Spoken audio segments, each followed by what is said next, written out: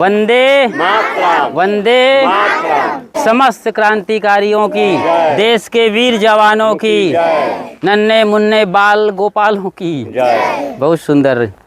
यहाँ कबीर आश्रम कपूर पकड़ी मोतिहारी बिहार में कबीर ब्रह्मचारिणी आश्रम में ये झंडारोहण का कार्यक्रम आज 15 अगस्त 2025 को तिरंगे झंडे, ये हमारे देश की आन बान और शान है।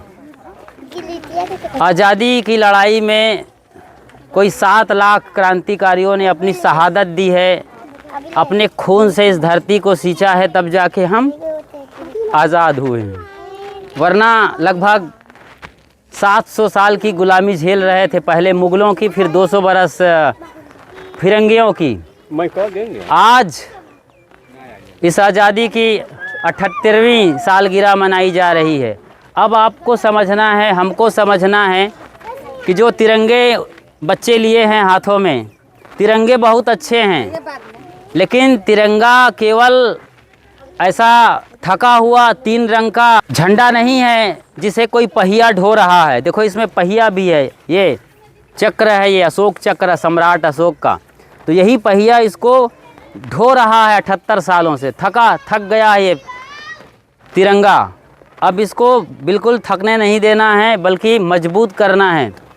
इसके लिए समझना होगा कि तिरंगा तो बहुत अच्छा है, मगर तिरंगा को ढोने वाला, तिरंगा को उठाने वाला आदमी कौन है, वो कितना कमज़ोर है, वो कितना गरीब है, वो कितना अशिक्षित है, कितना समाज की नज़रों में आखिरी हाशिए पर चला गया है। कोई फिक्र नहीं है। नेता अभी आ रहे हैं, बड़े बड़े चौराहे पर, सरकारी बिल्डिंग्स पर झंडा फहरा देंगे, कुछ बात करके चले जाएंगे, लेकिन इन बच्चों को, गरीब लोगों को कुछ भी नहीं मिल रहा है। आज जो इनकी इज्जत होनी चाहिए थे देश में, वो आज है नहीं। गरीब गरीब है और नीची जातियों में बांट दिया जाता है। छुआछूत की भावना आज भी बरकरार है। तो ये देश को काटने वाला है, देश को डुबाने वाला है।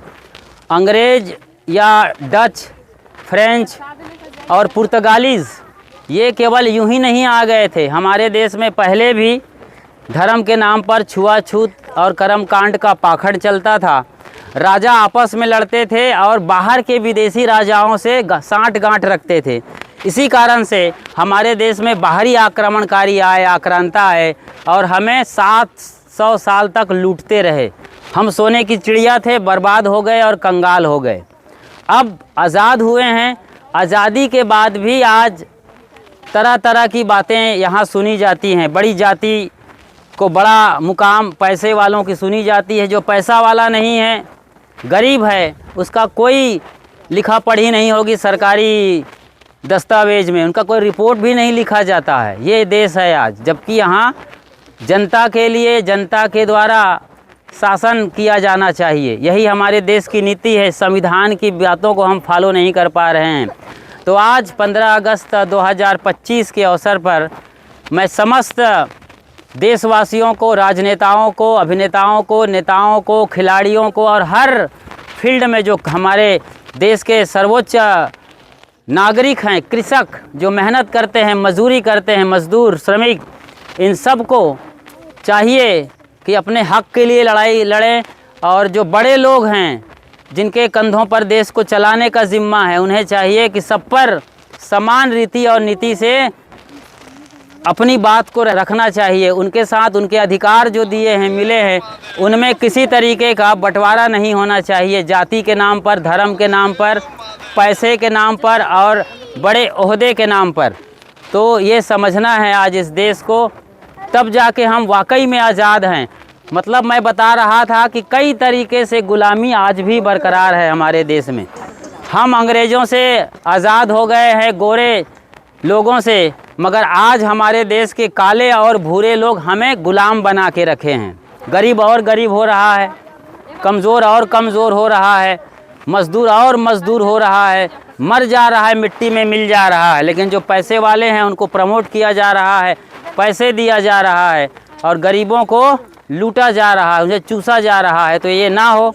आने वाला दिन भारत के क्रांतिकारियों को सपनों को साकार करे, सबको बराबर का हक मिले, इसके लिए सबको जागना है। समझ रहे हैं? अभी एक गाना चल रहा था फिल्म का, संदेशे आते हैं तड़पाते हैं, ठीक है। तो संदेश कौन भेजता है? उनकी पत्नी घर में है, उनकी माँ है।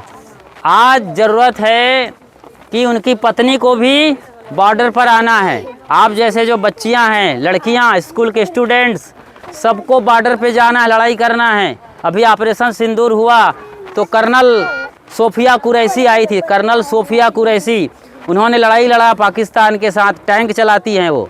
तो ऐसे ही एक और लेडी रही है वहाँ पर। इन दोनों बहनों ने काफ़ी कुछ किया भारत के ऑपरेशन सिंदूर में। तो लड़कियों को भी बॉर्डर पर डटना है। ये इतिहास में हुआ है दूसरे देशों में, कई देशों ने महिलाओं को इज्जत दी है, उनकी गरिमा बढ़ाई है, इनको समान अधिकार दिया है। हमें भी देना होगा। यहाँ स्कूल से पढ़ाई लेकर के आर्मी तक के या देश की रक्षा में उनको शामिल करना है। बाकी नौकरियाँ, उनको इज्जत मिलना चाहिए। केवल मंदिर में सीता और राधा, लक्ष्मी, पार्वती, संतोषी की मंदिरों में पूजा नहीं करना है। यहाँ जो जीवित बहनें हैं, बेटियाँ हैं, बहू हैं, जो रोड पर हैं, जो बाज़ार में हैं, जो किसी दफ्तर में हैं, जो खेत में, खलिहान में, फैक्ट्री में हैं, उनकी इज्जत करना है। ऐसा देश बने कि लड़कियां रात को 12 बजे भी आराम से अपने घर में आ जाएं, शहर के मोहल्ले और गलियों से गुजर करके, और उनके साथ कोई अत्याचार ना हो। तब हम आज़ाद देश के हैं। सबकी बात सुनी जाए, सबकी बात मानी जाए। गरीब आदमी जो पीड़ा बताए उसको सुनकर उसके पीड़ा का दर्द दूर किया जाए। आज देखो पूरा बिहार डूब रहा है, बह रहा है, लेकिन सरकार सुनने वाले हैं ना, सरकारी नेता ना वो सरकार के बड़े अफसर। गांव पानी में डूब गया है, ये अपने मज़े ले रहे हैं। तो ऐसा नहीं होना चाहिए। सही पुल बनाएं, सही तरीके से रखरखाव हो, लोगों का गांव का विकास हो, क्योंकि भारत गांव का देश है। जब तक गांव मजबूत नहीं होंगे, आम नागरिक मजबूत नहीं होगा, तब तक भारत का विकास संभव नहीं है। तो ये बताते हुए, ये कहते हुए कि आप सब नागरिक हैं, आपसे देश बनता है भारत। भारत कोई मिट्टी का नाम नहीं है। आदमी और आदमी जोड़ करके भारत देश बना है। हर नागरिक उतने ही जिम्मेदार हैं जितना होना चाहिए। आज़ादी में तिरंगा झंडा फहराना, आज़ादी के दिन, स्वतंत्रता दिवस के दिन तिरंगा झंडा फहराना सिर्फ इतना ही नहीं है कि तिरंगे झंडे का मतलब आज के दिन इतना ही नहीं है कि जैसे दिवाली में फटाका फोड़ दिया जाता है। नहीं, ये जश्न मनाने का भी है और जागने का भी दिन है। तिरंगा में ऊपर जो केसरिया रंग है वो त्याग का प्रतीक है, बीच में सफ़ेद रंग है वो शांति का प्रतीक है, और नीचे हरा रंग है वो हरियाली का प्रतीक है। मतलब किसान हरा भरा होगा, उसकी फैसलें लहलहाती रहेंगी, तभी देश विकास करेगा, तभी देश में शांति आएगी।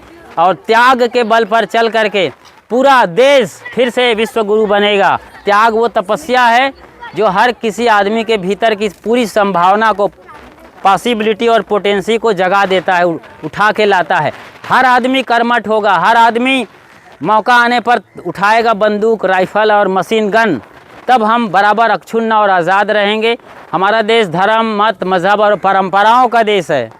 यहाँ इतनी मजबूत परंपरा है, रीति रिवाज है, उनको भी समझना होगा। दकियानुसी रीति रिवाज और अंधविश्वास, भ्रम, पाखंड, कर्मकांड से दूर निकल करके धर्म और अध्यात्म के सर्वोच्च शिखर को जानना होगा, जिसके लिए वेदांत, उपनिषद, बीजक जैसे महान ग्रंथ बताते हैं।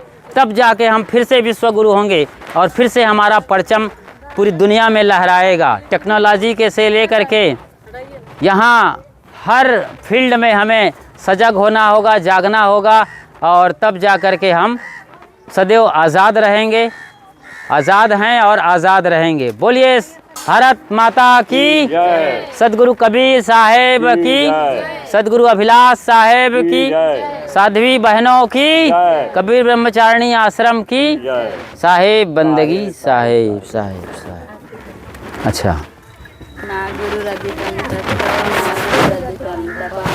ज्ञानात् परं नास्ति तस्मै सद्गुरुवे नमः। मूलम गुरुर्मूर्ति पूजा मूलम गुरुपदम मंत्र मूलम गुरुर्वाक्यम मोक्ष मूलम गुरु गुरुदेव गुरुनिष्ठा परम तपः गुरु परतरम नास्ति नास्ति तत्त्वं गुरु परम।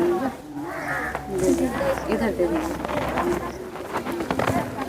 दास जानी जाप विनती करी मोर जोर के गुरु शरणागत काम क्रोध मत लोभ में रहूं बुलाए दीन दास प्रभु जान के लीजिए बंदी छुड़ाए मम दृष्टि महामलिन है खानी बानी के बीच दया करी गुरु बोधिए मैं अधम अति नीच लबो पैर में परे में निपट गंवार शरण आए लाज लीजिए बार मन बच कर्म दो साधु से टूटे न मम नेह बंदी चोरे दीजिए वरदान सदाया छे साहेब के दरबार में कमी काऊं की नाही बंदा मुन पावे चुप चाकरी माही बंदो सन्मुख पार की शीस पेट धरी हाथ सन उचारो बंदगी सत्य प्रेम के साथ साहेब बंदगी साहेब बोलिए गुरुदेव की जय संता की जय। 15 अगस्त अमर है, 26 जनवरी अमर है, महात्मा गांधी अमर है, सुभाष चंद्र बोस अमर है साहेब।